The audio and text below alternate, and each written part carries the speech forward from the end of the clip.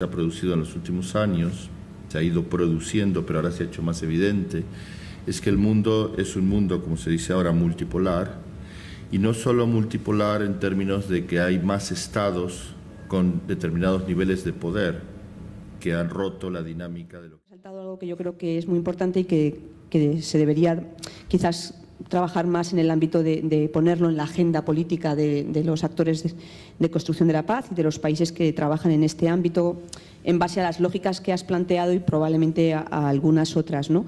Que tiene que ver con toda esta dimensión internacional, porque a mí una de las cosas que me preocupa es que por más que voces críticas alertan de la idea de que construimos las narrativas de las causas de la violencia armada desde una perspectiva muy endógena, ¿no? Son unos problemas que están ocurriendo dentro de las sociedades africanas y actores externos con diferentes lógicas vienen a intervenir para ayudar a resolver esos conflictos. Tú has mencionado, yo creo que algo que hay que resaltar más y que creo que deberíamos trabajar mucho más desde la academia, que es sobre las dimensiones internacionales que están en la génesis de esos conflictos, ¿no? Porque yo creo que el mainstream de la agenda de construcción de la paz sigue poniendo mucho énfasis en los factores locales, en la dimensión local de esos conflictos. Hay un poquito más de visibilización a veces de la dimensión regional, ¿no? Y es muy difícil obviar que los conflictos en África no son internos, que hay una dimensión regional enorme. Pero yo creo que el trabajo sobre aspectos como el tráfico de comercio de armas, pero no los tráficos ilegales de armas, sino la participación activa en política exterior de países del norte que tienen que autorizar ese comercio de armas, ¿no? y el rol que ahí están jugando, la dimensión que tiene que ver con el trabajo que se tendría que plantear de una manera mucho más clara en ámbitos del papel de multinacionales y políticas exteriores que apoyan a industrias extractivas o a industrias que trabajan en ámbitos bien de conflicto armado o bien no de conflicto armado, pero que juegan elementos importantes en la generación de espacios de inseguridad a la gente.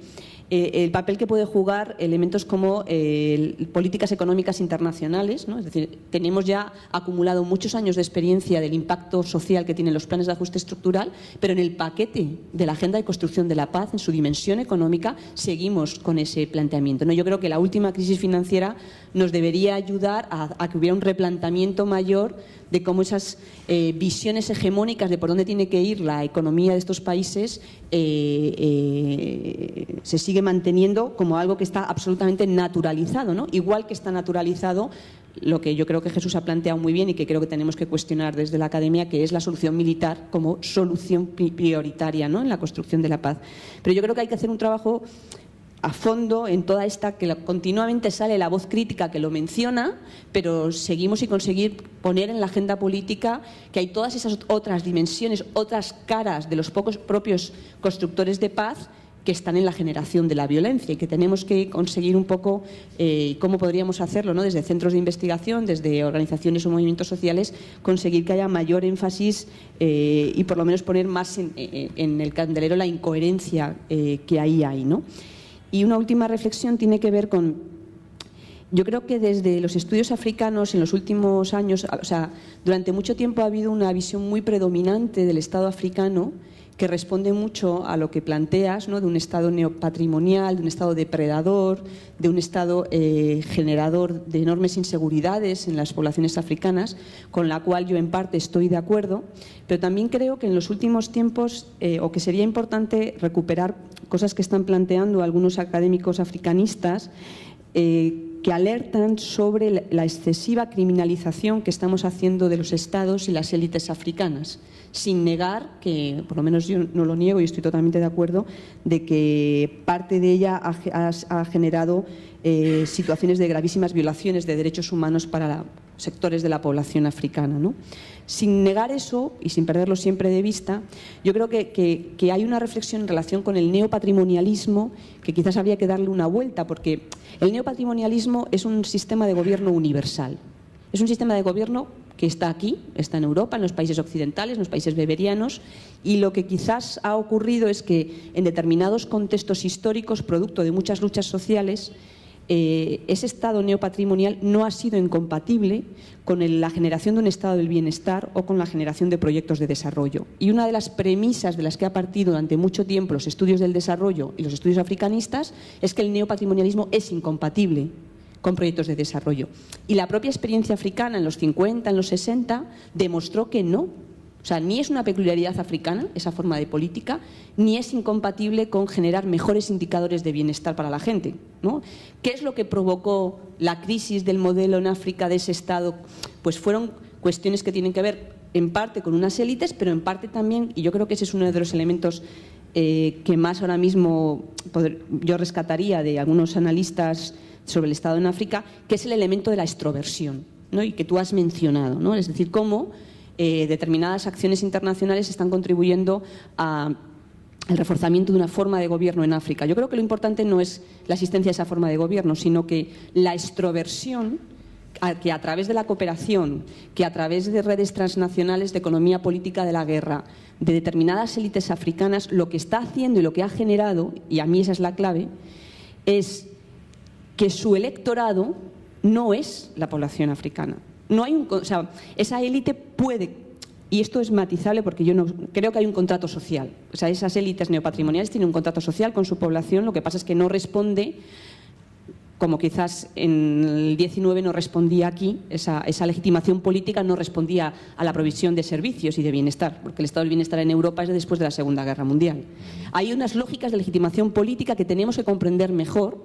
Hay unas lógicas donde las redes clientelares, mediante la de redistribución de servicios y bienestar de otra manera, no del bienestar como sanidad pública tal, sino otros mecanismos, ha funcionado social y políticamente en África durante mucho tiempo. A mí lo que me preocupa es que la extroversión hace que la población, que cuando ahora mismo son estados democráticos con elecciones, su principal electorado no es la población.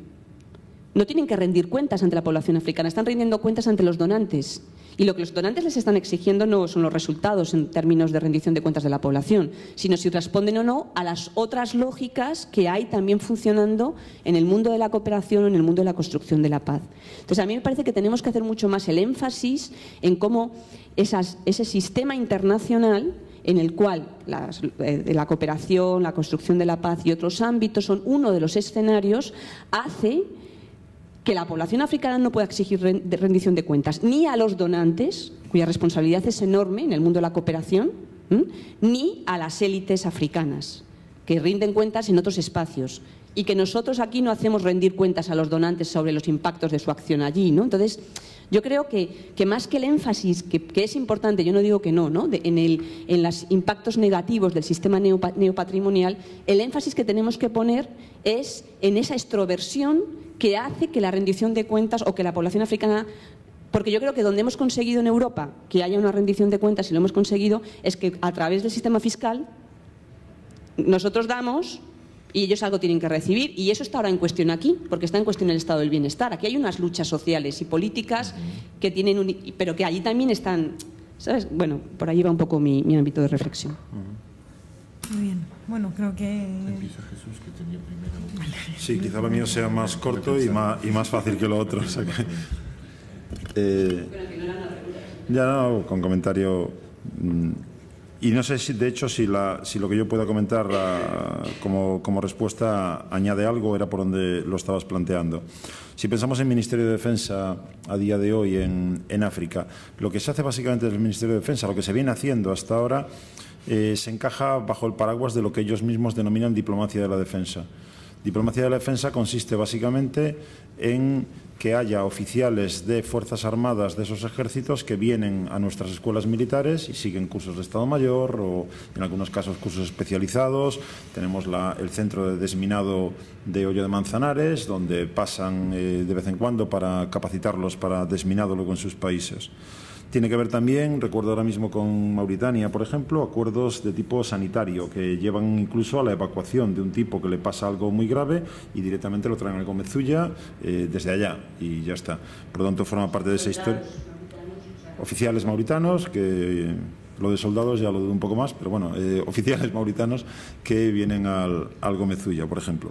Maniobras conjuntas es otra de las fórmulas clásicas que se hacen con pequeñas unidades, puede ser de hecho naval o terrestre o aeronaval, que se hace con cierta regularidad para conocimiento mutuo. Es lo que entendemos bajo el lema de medidas de confianza, generación de medidas de confianza. Es decir, no nos tengamos miedo, conozcámonos e incluso trabajemos juntos con nuestros medios militares.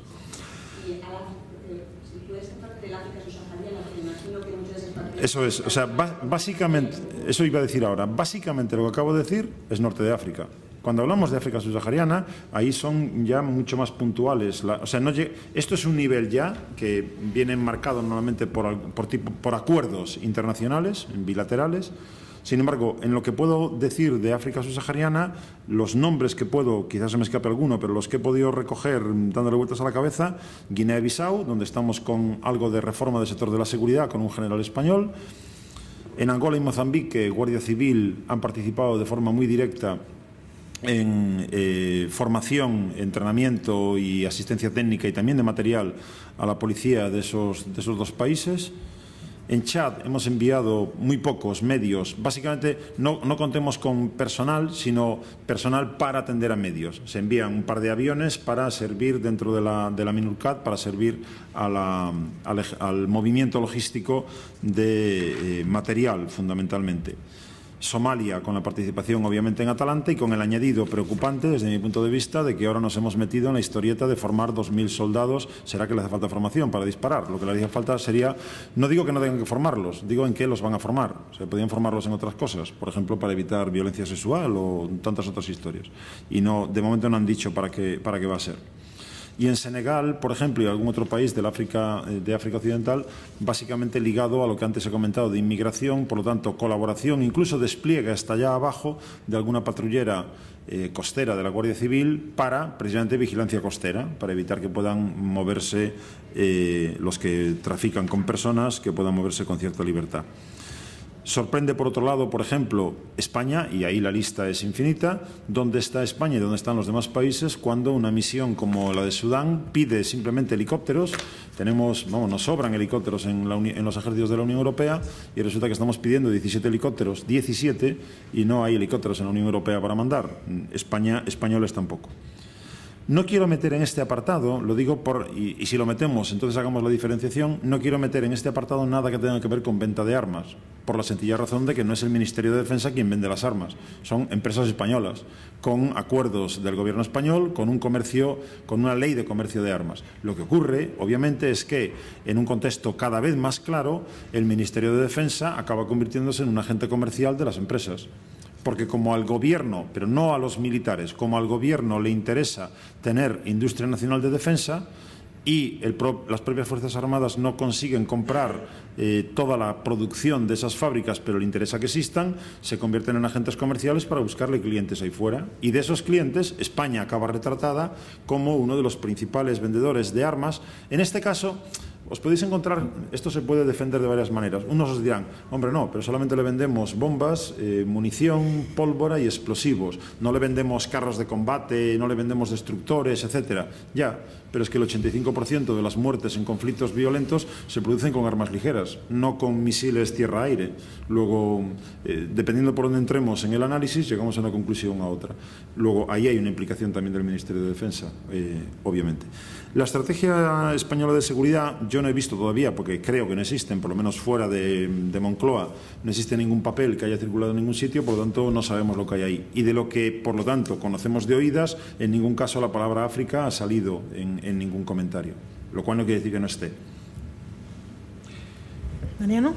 Sí, podría contestarte, estoy de acuerdo y quedo salvado de comentarte, pero dos o tres cosas rápidas. Primero, a la lista que tú hacías